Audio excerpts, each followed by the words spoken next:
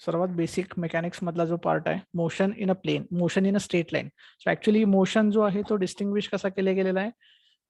In general G motion असते ती motion is always in a 3D space, म्हणजे त्याच्यामध्ये 3 डायरेक्शन्स इन्व्हॉल्ड असतात. पण टू स्टडी प्रॉपरली आपण काय करणार आहे, पहिल्यांदा स्टेप बाय स्टेप जाणार आहे. म्हणजे पहिल्यांदा आपण एक फक्त सिंगल डायरेक्शन कन्सिडर करणार आहोत, ज्याला आपण motion in a straight line, किंवा याला आपण दुसरं नाव सुद्धा रेफर करणार आहे ज्याला आपण रेक्टिलिनियर मोशन म्हणतो.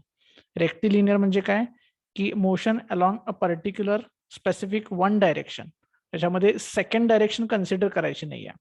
आता आपण अगदी बेसिक पासून सुरुवात करूया. तर मोशन म्हणजे काय, आपण मोशन कधी म्हणतो, आता तुम्ही 9th स्टँडर्ड मध्ये पण शिकला असाल. मोशन म्हणजे काय, Wien ever object changes it's position. समजा ऑब्जेक्टची इनिशियल पोझिशन ए पॉइंटला आहे आणि ऑब्जेक्टची पोझिशन चेंज होऊन बी पॉइंटला चेंज झालेली आहे.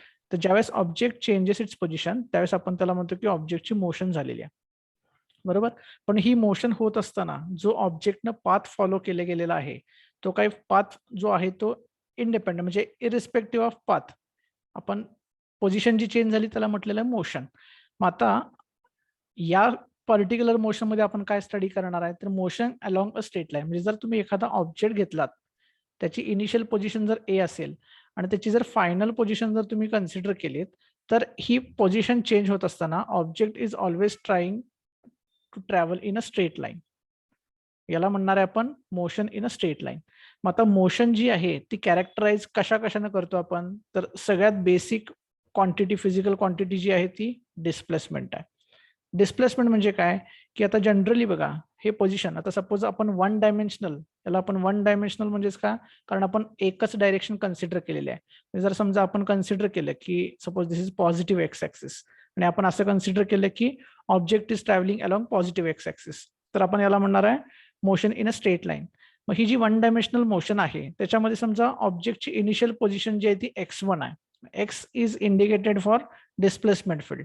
सो x1 ही ओरिजिनल पोझिशन आहे आणि त्याची पोझिशन चेंज झालेली आहे आणि ती समजा बी आहे आणि बी पॉइंटला समजा आपण पोझिशन त्याची x2 म्हटलं. तर ऑफकोर्स आता स्ट्रेट लाईन मध्ये कन्सिडर केल्यामुळे असणार काय असणार आहे, आपण जसे आपण नंबर लाईनवर पॉइंट्स प्लॉट करतो त्यांचे पॉइंटचे कोऑर्डिनेट्स असतात, ए बी असे डिफरंट पॉइंट्स असतील, तर यांचे वन डायरेक्शन असल्यामुळे फक्त काय असणार आहेत, सिंगल कोऑर्डिनेट्स असणार आहेत. याच्या उलट काय असतं, आपण जनरली आपण बघितलं, जर आपण दोन डायरेक्शन कन्सिडर केल्या तर दोन डायरेक्शन मध्ये पॉईंट प्लॉट करण्यासाठी आपल्याला दोन कोऑर्डिनेट्सची गरज असते. पण आपण जी मोशन कन्सिडर केलेली आहे स्ट्रेट लाईनच्या अलॉंग, त्याचे पॉइंट्स लोकेट करण्यासाठी फक्त आपल्याला एकाच कोऑर्डिनेटची गरज आहे. मग ते समजा आपण x1 आणि x2 असे दोन ए आणि बी या डिफरंट पॉईंटचे कोऑर्डिनेट्स म्हटले, तर आपण डिस्प्लेसमेंट जी आहे ती डिस्प्लेसमेंट कशी डिफाईन करणार आहे.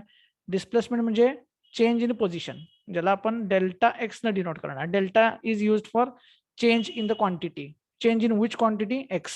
X represent the position, change in position. मग ही काय असणार आहे, तर यांच्यातलं जर डिस्टन्स फाइंड आउट करायचं म्हटलं तर आपण काय फाइंड आउट करणार, final position minus initial position. हे झालं, this is just scalar representation. Scalar म्हणजे काय, याच्यामध्ये फक्त आपण मॅग्निट्यूड वाईज डिफिनेशन कन्सिडर केलेलं आहे. म्हणजे काय, नेमकं x2 ची व्हॅल्यू काय आहे, x1 ची व्हॅल्यू काय आहे. पण इनफॅक्ट जर बघितलं तर डिस्प्लेसमेंट जी फील्ड आहे, तर displacement field is a vector quantity. So delta again change in a position, vector quantity आहे त्यामुळे आपण डोक्यावर काय लिहिला, ॲरो लिहिला. Change in position vector. Position vector म्हणजेच काय, आता पोझिशन वेक्टर म्हणजे काय, ऍक्च्युअली 3 डायमेन्शनल जर स्पेस असेल तर या स्पेसमध्ये आपला पॉइंट नेमका कुठं लोकेट केलेला आहे. मग हा आपला 3 डायमेन्शनल सिस्टीमचा ओरिजिन आणि आपला हा रिक्वायर्ड पॉइंट असेल, तर ओरिजिन आणि रिक्वायर्ड पॉइंट यांना जोडणारा जो काही वेक्टर आहे याला आपण काय म्हणतो, जनरली पोझिशन वेक्टर म्हणतो. मग पोझिशन वेक्टर जो आहे त्याच्या पोझिशन मधला जो चेंज आहे that is our delta X which we call as displacement. मग हे काय असणार आहे, चेंज इन पोझिशन. x2 बार हा सुद्धा वेक्टर असणार आहे, मायनस x1 बार हा सुद्धा वेक्टर असणार आहे. म्हणजे बघा कसं सिंपल अंडरस्टँडिंग बघा. समजा आता इथं आपण मोशन परत कन्सिडर केलेलं आहे स्ट्रेट लाईन. मग स्ट्रेट लाईन याचं प्रिझम्पशन जे आहे तुम्ही, ते प्रिझम्पशन स्ट्रेट लाईन म्हणजे ऑलवेज अलॉंग एक्स ऍक्सिस असं नेसेसरी नाही. हे सगळ्यात महत्वाचं आहे. स्ट्रेट लाईन म्हणजे काय, एनी रॅन्डम सिंगल डायरेक्शन. म्हणजे जर समजा तुम्ही इकडं जर गेलात तर हीच डायरेक्शन तुम्ही फॉलो करायची, इकडे जर आलात तर हीच डायरेक्शन तुम्ही फॉलो करायची. म्हणजे वन डायमेन्शनल किंवा स्ट्रेट लाईन मधल्या मोशनसाठी तुम्ही नेहमी पॉझिटिव्ह एक्स ऍक्सिसच्या अलॉंग मूव्ह होणं नेसेसरी नाहीये. मग समजा मी इन जनरल जर रिप्रेझेंटेशन केलं, समजा ही आपली कोऑर्डिनेट सिस्टीम आहे. आता आपण 2 डायमेन्शनल सिस्टीमच कन्सिडर करूया. हा समजा एक्स ऍक्सिस आहे, हा वाय ऍक्सिस आहे, हा आपला ओरिजिन आहे. तर आता इथे काय होणार, समजा आपला इनिशियल पॉईंट जो आहे तो हा ए पॉईंट आहे, म्हणजे object is initially at point A. आणि आता समजा तो डिस्प्लेस झाला आणि त्याचा फायनल जो पॉईंट आहे तो समजा इथं बी आहे. म्हणजे ऑब्जेक्टची मोशन झाली ती कुठून कुठपर्यंत झालेली आहे, ए पासून बी पर्यंत झालेली आहे. म्हणजे ऍक्च्युअल जर डिस्प्लेसमेंट बघितलात तर डिस्प्लेसमेंट ज्याला आपण यस न डिनोट करूया, वेक्टर क्वांटिटी आहे त्यामुळे आपण डोक्यावर बार लिहूया. तर इथं आपले displacement S bar is nothing but change in position delta X bar which is again equal to vector A B bar. कारण आपला इनिशियल पोझिशन ए पॉईंट होता, फायनल पोझिशन बी पॉईंट आहे. मग आवर position is getting changed from point A to point B. That's why vector displacement vector is pointed from A to B, AB bar. मग आता हा कसा निघणार, तर बघा कसा निघणार. आता जर समजा या इनिशियल आणि या फायनल पॉईंटचे जर मी पोझिशन वेक्टर काढायचे ठरवले, तर पोझिशन वेक्टर म्हणजे काय, vector joining the given point and origin. हा पहिल्याचा पोझिशन वेक्टर असणार आहे. मग याला आपण x1 बार म्हणूया, कारण हा पहिला पॉईंट आहे. आणि बी पॉईंटचा पोझिशन वेक्टर म्हणजे काय, again vector joining origin and point B. समजा हा वेक्टर काढला, हा दुसऱ्या पॉईंटचा आहे म्हणून आपण याला x2 बार म्हणूया. मग जर आता तुम्ही या डायग्राम मध्ये जर बघितलं, म्हणजे in triangle O A B जर तुम्ही ऑब्झर्व केलं, तर आता हे सगळे वेक्टर क्वांटिटी आहेत. आणि तुम्हाला आता वेक्टर चॅप्टर झालेला आहे आणि लॉ ऑफ ऍडिशन म्हणजे addition by law of triangle तुम्हाला माहिती आहे, बरोबर. जर ऍडिशन केली तर काय होणार, x1 bar plus A B bar equals to तुम्हाला काय मिळणार आहे, x2 बार मिळणार. मग our A B bar is nothing but our displacement vector S bar equals to तुम्हाला काय मिळालं, x2 बार मायनस x1 बार. म्हणून इथं डेफिनेशन पण काय लिहिलेली आहे बघा आपण, delta X bar equals to x2 bar म्हणजे final position vector minus initial position vector. मग ही जी बेसिक डेफिनेशन जी आहे डिस्प्लेसमेंटची, ही तुम्ही नोट डाऊन करून घ्या. म्हणजे नोट डाऊन करून काय करताना घ्या, ही डायग्राम ड्रॉ करा. डायग्राम नंतर इथं जे दिसतंय तुम्हाला, हे जे मी टिक करतोय, एवढं फक्त नोट डाऊन करून घ्या क्विकली.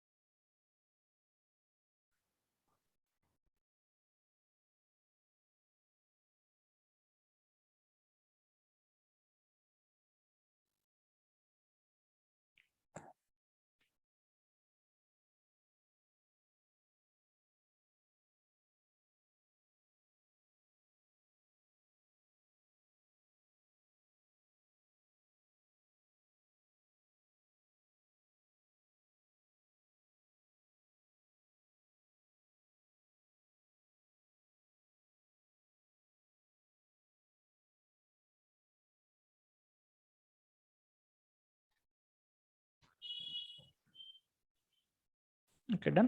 पुढे जाऊया आपण.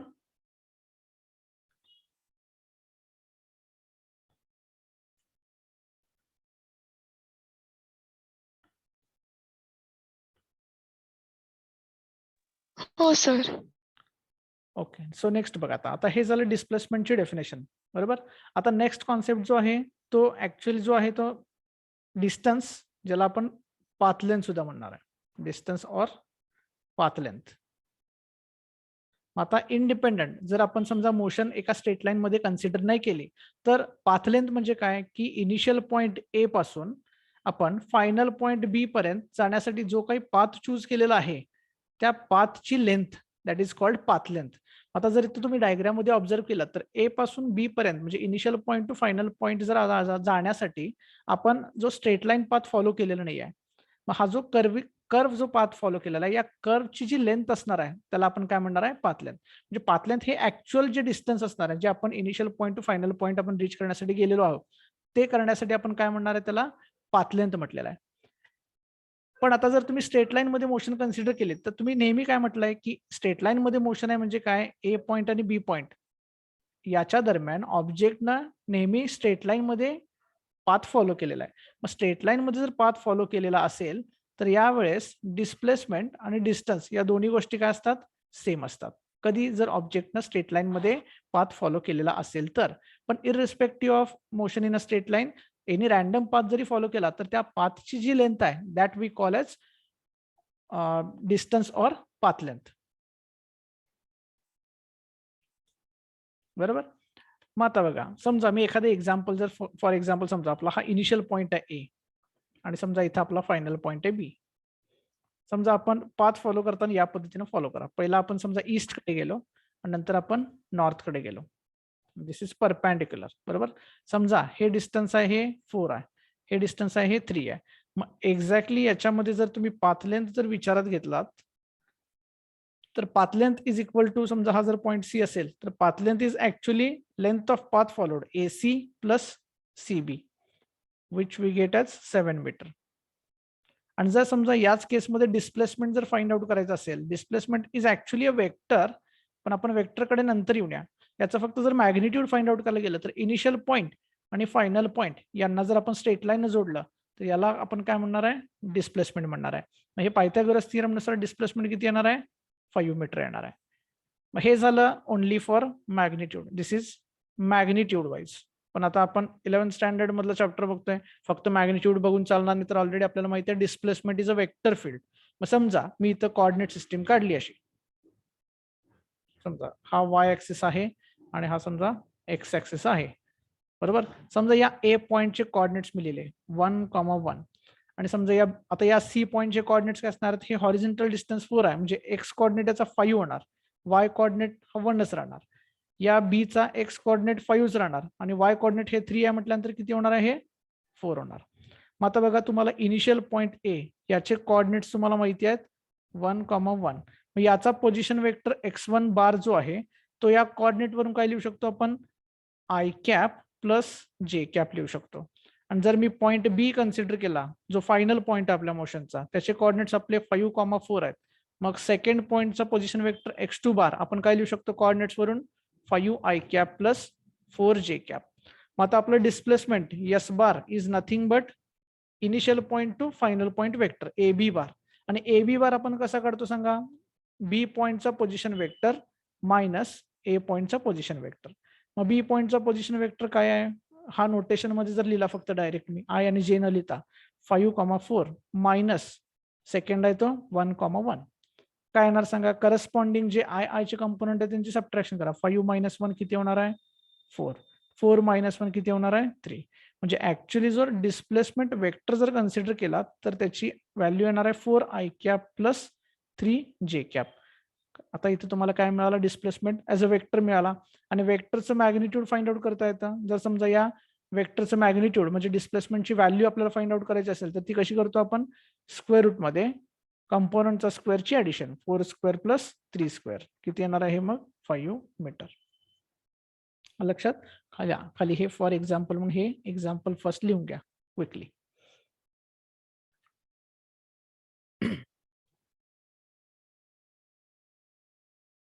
जर कोणाला काही मध्ये विचारायचं वगैरे असेल तर मला मध्ये पॉज करून तुम्ही विचारू शकता.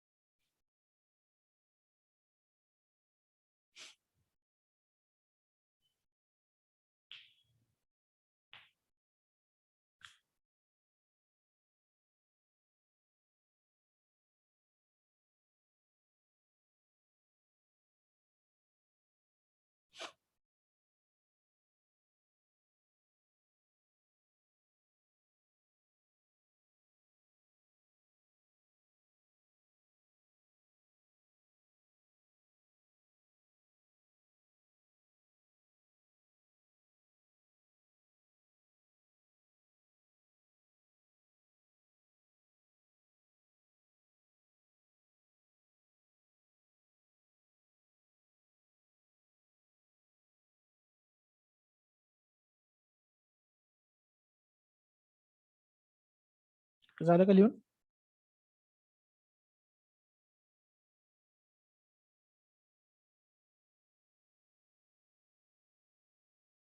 हो सर झालं. ओके. सो नेक्स्ट एक्झाम्पल बघा. समजा सेकंड एक्झाम्पल जर आपण कन्सिडर केलं, समजा एक सर्क्युलर ट्रॅक आहे आणि आपण या सर्क्युलर ट्रॅकवर सेमी सर्कल एवढा पार्ट कम्प्लीट केला समजा. अगेन याच्यामध्ये आपण वेक्टर फील्ड वापरणार आहे, म्हणजे जे रिप्रेझेंटेशन आहे डिस्प्लेसमेंटचं ते वेक्टर फॉर्म मध्ये करणार आहे, त्यामुळे आपण एक्स वाय कोऑर्डिनेट सिस्टीम आपण अज्युम करूया. समजा याची रेडियस जी आहे ही ओरिजिन असणार आहे. समजा ह्याची रेडियस आहे ती 1 मीटर आहे. समजा इथून स्टार्टिंग पॉईंट आपला हा आहे आणि आपण असं अँटी क्लॉकवाईज मूव्ह करत करत आपण या बी पॉईंटला डायमेट्रिकल अपोजिट पॉईंटला जर मूव्ह करत गेलो तर याच्यामध्ये जर ऍक्च्युअल जर तुम्ही डिस्टन्स फाइंड आउट केलात, distance is a scalar quantity, distance is actually path length. Path length म्हणजे काय? Path of semi circle. मग सेमी सर्कलची लेंथ म्हणजे काय असते? Semi perimeter. Semi perimeter is equal to pi R. मग पाय आर म्हणजे आर ची व्हॅल्यू जर समजा 1 मीटर असेल तर इथं काय येणार आहे? पाय मीटर्स येणार, म्हणजे डिस्टन्स झालं. आणि तेच जर तुम्ही आता डिस्प्लेसमेंट बघितलं तर डिस्प्लेसमेंटचं मॅग्निट्यूड, तर डिस्प्लेसमेंटचं मॅग्निट्यूड म्हणजे काय? इनिशियल पॉईंट हा आपला ए आहे, फायनल पॉईंट हा आपला बी आहे. यांना स्ट्रेट लाईन जोडलात तर ए बी जे अंतर आहे, म्हणजे हे actually length of A B जे आहे, हे लेंथ ऑफ ए बी किती आहे? 2 मीटर आहे. म्हणजे डिस्प्लेसमेंटचं मॅग्निट्यूड आपलं 2 मीटर येणार आहे. पण again displacement is a vector quantity. So आपल्याला वेक्टर क्वांटिटी रिप्रेझेंट करायची असेल तर आपण डिस्प्लेसमेंट काढण्यासाठी बघा, इनिशियल पॉईंट जो आहे तो ए पॉईंटचे कोऑर्डिनेट्स काय आहेत? हा अलॉंग एक्स ऍक्सिस आहे, डिस्टन्स 1 मीटर आहे, त्यामुळे एक्स कोऑर्डिनेट येणार 1, वाय कोऑर्डिनेट येणार 0. आणि जर फायनल पॉईंट बी जर बघितलात तर अगेन एक्स ऍक्सिस वर आहे, हे पण डिस्टन्स 1 मीटर आहे, ओरिजिनच्या लेफ्टला आहे -1,0. मग याच्यावरून आपण जर displacement field A B sorry S bar equals to आपलं काय असणार आहे? Vector joining initial point A and final point B. मग याचा position vector x2 bar minus x1 bar. मग पोझिशन वेक्टर x1 बार म्हणजेच काय असणार आहे? इथं आय कॅप असणार आहे, कारण जे कॅप कंपोनंट 0 आहे. आणि इथं पोझिशन वेक्टर ऑफ बी म्हणजे x2 बार काय असणार आहे? मायनस आय कॅप असणार आहे, कारण वाय कंपोनंट 0 आहे. मग जर व्हॅल्यू याच्यामध्ये पुट केल्या तर काय येणार बघा? x2 बार म्हणजेच काय? x2 बार म्हणजे मायनस आय कॅप आणि मायनस परत आय कॅप, म्हणजे येणार -2 आय कॅप. आणि तुम्ही इथं वेक्टर ए बी बारची डायरेक्शन पण बघू शकता. वेक्टर ए बी बारची डायरेक्शन ही ऍक्च्युअली टुवर्ड्स लेफ्ट आहे. टुवर्ड्स लेफ्ट आहे म्हणूनच मायनस इथं साईन आलेला आहे, -2 आय कॅप. आणि जर आता मग याचं मॅग्निट्यूड जर काढलं, मॅग्निट्यूड ऑफ डिस्प्लेसमेंट, तर मॅग्निट्यूड ऑफ -2 आय कॅप फक्त एकच कंपोनंट आहे, त्यामुळे मॅग्निट्यूड येणार आहे तुमचं 2, जे आपण ऑलरेडी इथं बघितलेलं आहे. म्हणजे इन जनरल एनी मोशन मध्ये, आता इथं ही जी मोशन आहे ही of course motion in a straight line नाही आहे, पण इन जनरल एनी मोशन मध्ये जर तुम्हाला स्टार्टिंग पॉईंट ए माहिती असेल, त्याचे कोऑर्डिनेट्स माहिती असतील, तर तुम्ही त्याचा पोझिशन वेक्टर x1 बार लिहू शकता. सायमल्टेनियसली जर तुम्हाला फायनल पॉईंट बी माहिती असेल, त्याचे कोऑर्डिनेट्स माहिती असतील, तर त्याचा पोझिशन वेक्टर तुम्ही x2 बार लिहू शकता. आणि इन जनरल मग तो 1D असू दे किंवा 2D असू दे किंवा 3D असू दे, इन जनरल वेक्टर आपण जो डिस्प्लेसमेंट वेक्टर आहे तो कसा फाइंड आउट करायचा? S bar equals to vector joining initial point and final point A B bar. तो कसा फाइंड आउट करायचा? x2 बार मायनस x1 बार. x2 बार आणि x1 बार आपल्याला माहिती आहेत, कारण ए आणि बी चे कोऑर्डिनेट्स आपल्याला माहिती आहेत. मग हे इन जनरल तुम्हाला माहिती असू द्या म्हणून हे तुम्हाला इनिशियली लिहून दिलेलं आहे. मग आता याच्यामध्ये काय होणार आहे? ज्यावेळेस आपण motion in a straight line consider करू त्यावेळेस ऑब्जेक्ट आपला कसा नेहमी जाणार आहे? ट्रॅव्हल करणार आहे अलॉंग अ स्ट्रेट लाईन. आणि जर object is travelling along a straight line, तर त्यावेळेस आपलं जे पाथ लेंथ असणार आहे which is our straight line, तर पाथ लेंथ म्हणजेच डिस्टन्स आणि डिस्प्लेसमेंट या दोघांचं मॅग्निट्यूड काय असणार आहे? इक्वल असणार आहे. त्यामुळे तो आपल्यासाठी एक सिंपल किंवा थोडासा कन्व्हिनियंट वे होणार आहे. त्यामुळे हे फक्त एक सेकंड एक्झाम्पल, इलस्ट्रेटिव्ह एक्झाम्पल फक्त लिहून घ्या. Then will start with motion in straight line.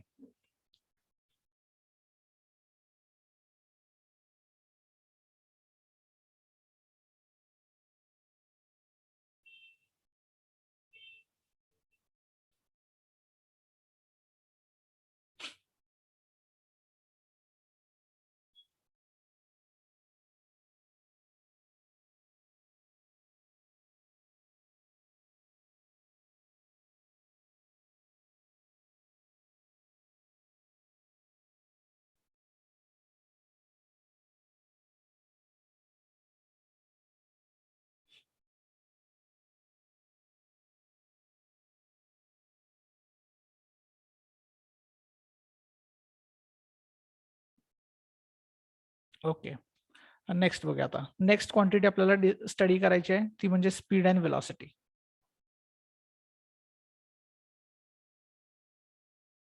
आता जो फरक आपला डिस्टन्स डिस्प्लेसमेंट मध्ये होता तोच फरक आपला स्पीड आणि वेलॉसिटी मध्ये असणार आहे. Speed is a scalar quantity which depends on distance. आणि velocity is a vector quantity which depends on displacement.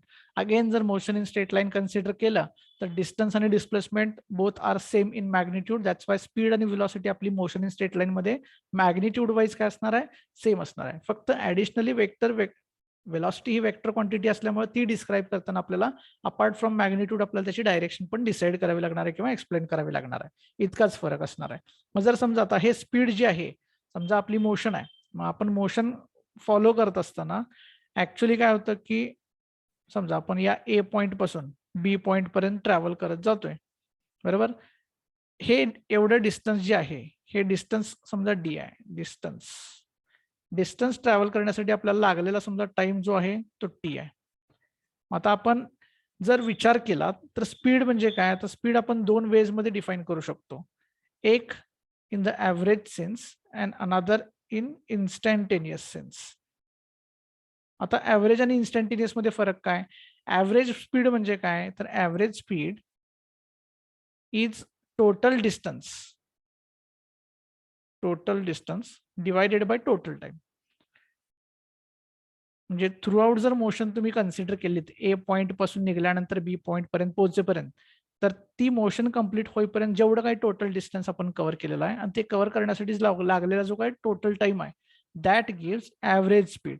मग इन्स्टंटेनियस स्पीड म्हणजे काय, तर हे कसं फाइंड आउट करणार तुम्ही, याची पोझिशन जर तुम्ही x2 कन्सिडर केलीत, याची पोझिशन जर x1 कन्सिडर केलीत, तर टोटल येणार आहे x2 minus x1 divided bye हे येणार आहे डेल्टा टी. डेल्टा टी म्हणजेच काय, time required to complete the motion, म्हणजे time required to reach from A to point B.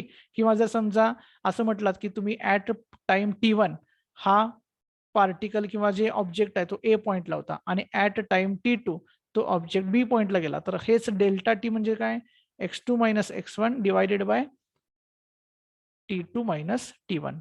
T2 minus T1 म्हणजेच काय की time required to reach from B to A, ती मोशन कंप्लीट करण्यासाठी लागलेला time.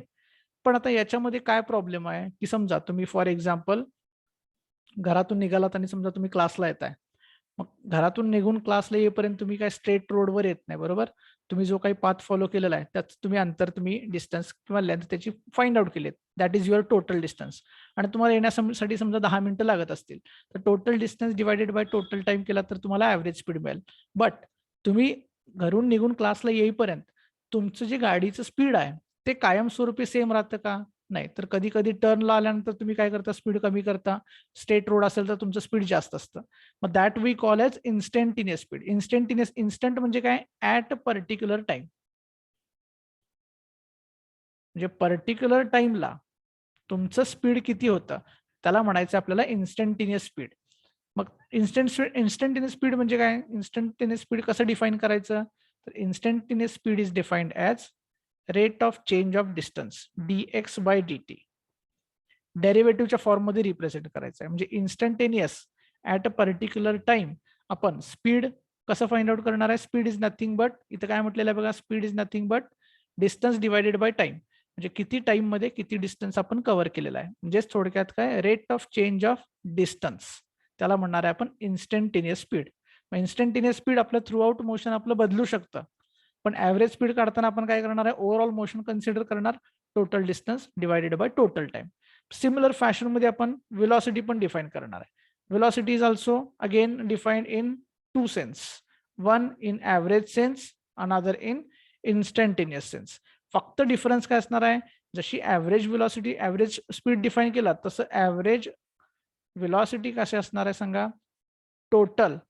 फक्त काय येणार आहे, velocity is a vector quantity, that's why we use here total displacement divided by total time.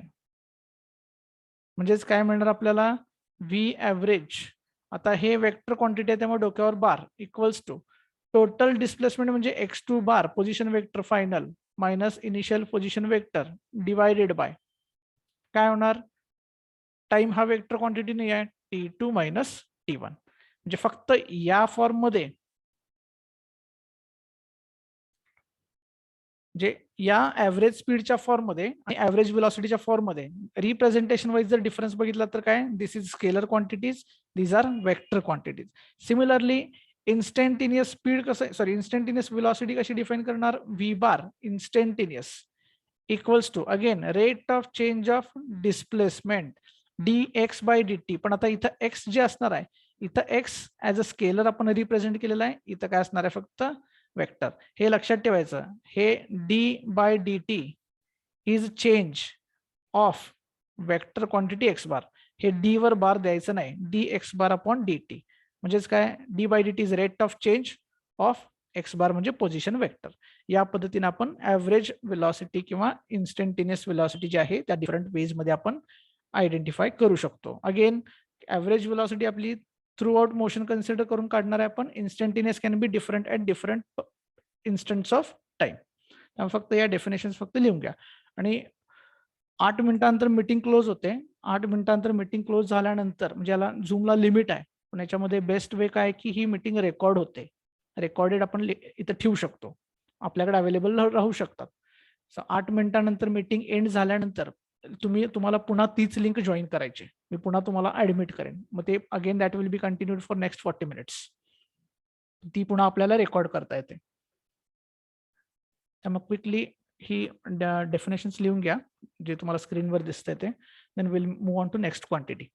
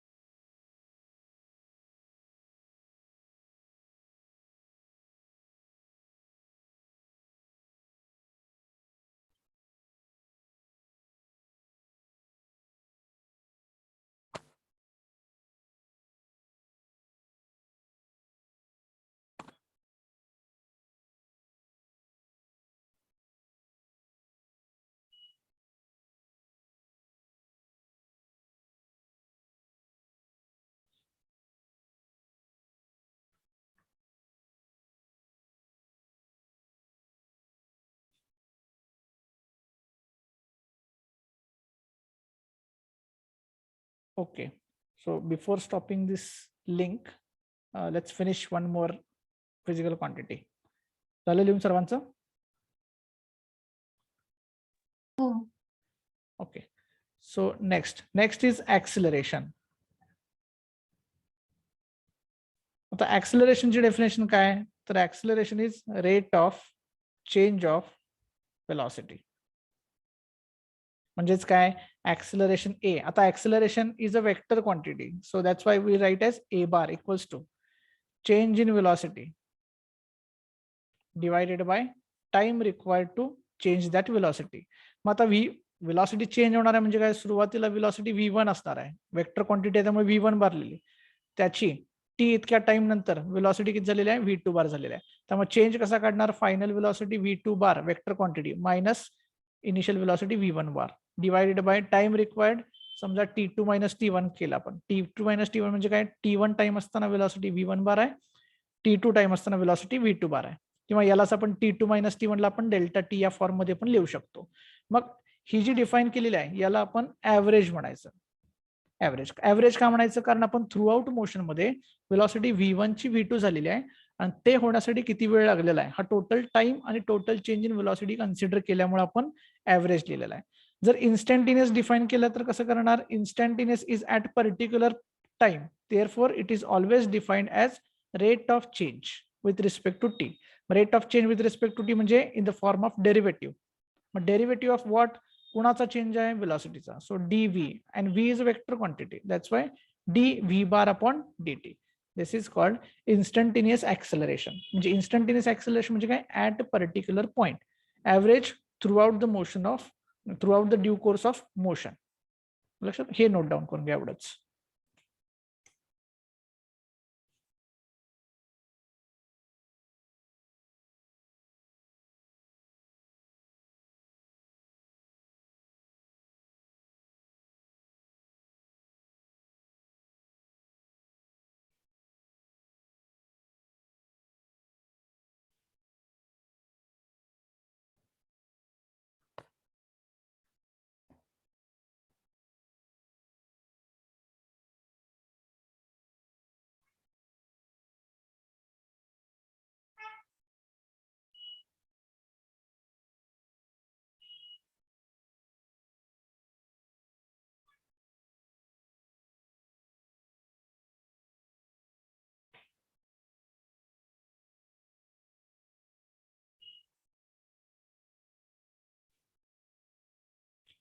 याच्यानंतर नेक्स्ट फक्त एक नोट लिहून घ्या. नोट, जी ऍव्हरेज व्हेलॉसिटी असते, आता आपण 1D मोशन कन्सिडर करणार आहे, त्यामुळे जर समजा इथून पुढे मी ऍव्हरेज स्पीड आणि ऍव्हरेज व्हेलॉसिटी असं डिस्टिंग्विश नाही केलं, तरी तुम्ही समजून घ्यायचं की 1D मोशन असल्यामुळे ऍव्हरेज स्पीड आणि average velocity are both same magnitude wise. तर इथं फक्त नोट लिहून घ्या, average velocity is not necessarily the average of velocities.